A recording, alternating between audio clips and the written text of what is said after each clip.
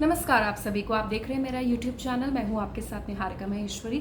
Social media पर आजकल viral हो रही है बात डेल्टा प्लस वेरिएंट से जुड़ी हुई चीज़ें वायरल हो रही हैं क्योंकि वायरस से जुड़ी हैं। एक ऐसा वायरस जिसके साथ हम we have to live with it, जिसके साथ हम जी रहे हैं, जिसको हम भुगत रहे हैं या जिसके अगेंस्ट हम तैयारी कर रहे हैं।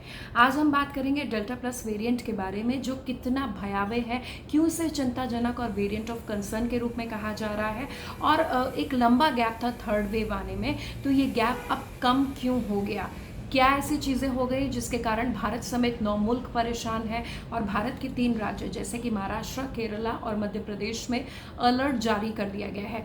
डेल्टा प्लस वेरिएंट को कैसे समझें, क्या प्रिकॉशंस हैं, किस तरीका का क्योर हो सकता है, इसके सिम्टम्स क्या हैं, बताने के लिए internal medical expert doctor Swati Maheshwari मेरे यूट्यूब चैनल में एज मेडिकल एक्सपर्ट के तौर पर शामिल हुई हैं।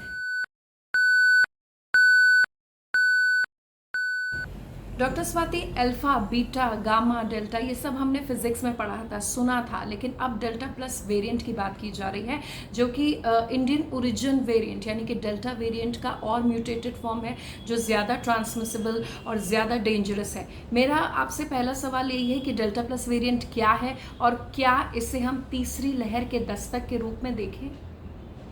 डेल्टा प्लस वेरिएंट जो है वो कोरोना का जो डेल्टा वेरिएंट है उसी में और आगे संशोधन हुआ है, जिसकी वजह से ये माना जा रहा है कि इसमें खास तौर से जो स्पाइक प्रोटीन में K417N करके म्यूटेशन हुआ है, इसकी वजह से शायद ये और ज्यादा तेजी से एक व्यक्ति से दूसरे व्यक्ति में जाने की संभावनाएं रखता है। साथ ही में ये भी माना जा रहा है कि इस म्यूटेशन की वजह से इस वायरस के जो रोग प्रतिरोधक क्षमता होती है शरीर की, वो चाहे टीकाकरण की वजह से हो या स्वाभाविक इन्फेक्शन की वजह से हो, तो उसको शायद ये चकमा देने में संभव हो।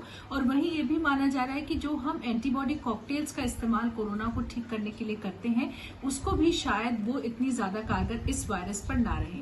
लेकिन अगर देखा जाए कि ये जो डेल्टा प्लस वेरिएंट है, अभी जो इसके बारे में खबरें आ रही हैं, वो ये माना जा रहा है कि मार्च से ही ये हमारे इर्द गिर्द घूम रहा था। खासतौर से मार्च के अगर आप महाराष्ट्र के सीरो सर्वेस देखें तो उसमें ये बोला गया है कि मार्च से ही ये वायरस डेल्टा प्लस वेरिएंट जो है ये था।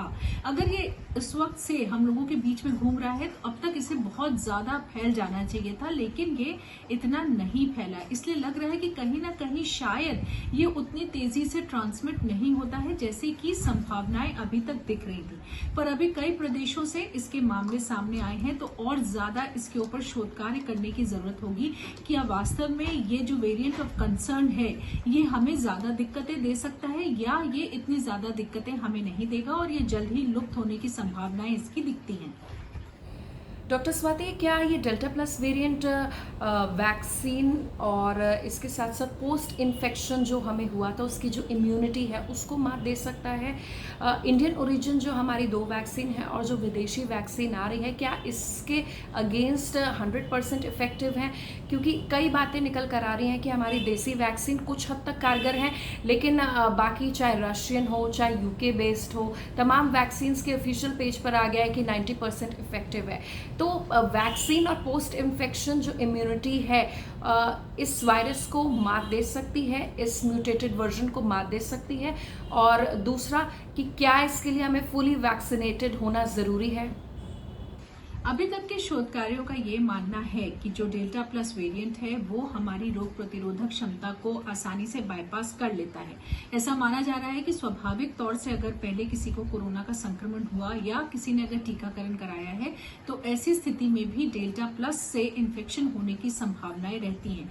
लेकिन ये शुरुआती शोध कार्य हैं, अभी और ज्यादा शोध कार्य सामने आने की जरूरत है।